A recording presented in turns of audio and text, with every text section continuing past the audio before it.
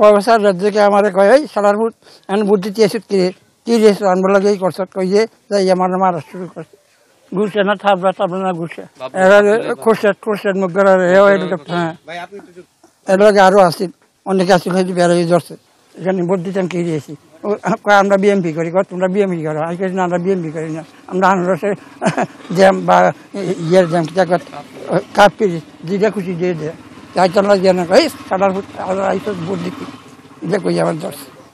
আসলে আমি যখন শুনতে পেলাম যে এখানে আমাদের এক কর্মীকে মারধর করেছে, তো আমি তখন এখানে আসলাম। আসার পরে দেখি যে এখানে ম্যাজিস্ট্রেট আছে ঠিকই, কিন্তু ম্যাজিস্ট্রেটের মধ্যে আমাকে এখানে দাঁড়াতে দিচ্ছিল না। তো কেন্দ্রের এবং কেন্দ্রের আশেপাশে দেখেন কিছু নাই, কিন্তু কেন্দ্রের থেকে দূরে যারা আছে সবাই আমাদের যারা আমাদের ভোটার তাদেরকে আসতে দিচ্ছে না এবং দূরে দূরে মারধর করতেছে। এবং দূরে কোথায় বলা হচ্ছে ম্যাজিস্ট্রেট থাকবে এবং স্ট্রাইকিং ফোর্স থাকবে, আমি কিছু দেখতে পাচ্ছি না। কোথাও কেউ নাই, পুরো এলাকা খালি। এবং বলা হচ্ছিল যে কোনো বহিরাগত কেউ থাকতে পারবে না এলাকায়, কিন্তু কালকে সন্ধ্যার পর থেকে এই এলাকায় আমার 1 লক্ষ বহিরাগত আছে। 1 লক্ষ। ওয়ালটন ফ্রিজ কিনে অনেকের মতো আপনিও হয়ে যেতে পারেন মিলেনিয়াল সেরা পণ্যের সেরা অফার।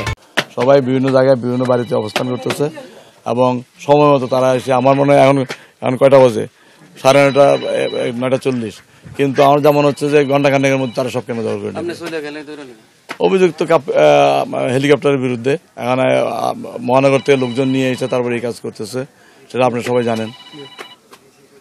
আমরা তো চাচ্ছিলাম একটা সুষ্ঠু ভোট হোক, মানুষ কেন্দ্রে গিয়ে যেন ভোট দিতে পারে, কিন্তু কেন্দ্রে যেতে পারতেছে না। ভোটার যারা তাদের ভোটার তাদেরকে যেতে দিচ্ছে, যারা আমাদের ভোটার তাদেরকে যেতে দিচ্ছে না।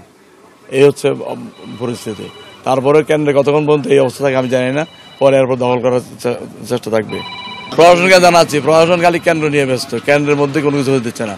কেন্দ্রের বাইরে যা হচ্ছে বহিরাগত এবং তাদের লোকজন মোড়ে দাঁড়িয়ে এরপরে বড়দের যাই দিচ্ছে না, সেটা কোনো খবর নেই। এখানে বারবার বলা হচ্ছিল যে পুরো এলাকার জন্য স্ট্রাইকিং ফোর্স থেকে অনেক পর্যাপ্ত পরিমাণে বারবার আমরা দাবি জানিয়ে আসতেছিলাম, কিন্তু বলে যে থাকবে, কোনো বহিরাগত আসতে পারবে না এলাকায়, কিন্তু পুরো এলাকা বহিরাগত ভর্তি। আমরা যাই দেখেন প্রত্যেকটা লোক আইডি কার্ড চেক করেন, দেখবেন যে 60% 70% হচ্ছে বহিরাগত।